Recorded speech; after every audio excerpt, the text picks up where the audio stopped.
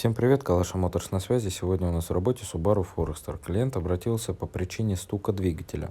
Двигатель FB25 был снят с автомобиля, также был полностью разобран и отдефектован. Видим вот такую картину на шатунных шейках коленчатого вала. Ужасаемся. Видим синие шатуны, вытянутые, провернутые. В общем, работы предстоит уйма. Также наблюдаем, что все масляные каналы перекрыты герметиком, остатки вкладышей мы находим в поддоне. Что касается блока цилиндров. Блок цилиндров подлежит ремонту. Задиры во всех цилиндрах, конечно, присутствуют, но куда же без них. Они не такие критичные, как казалось бы, поэтому будем восстанавливать блок. Ну а так это по усмотрению клиента.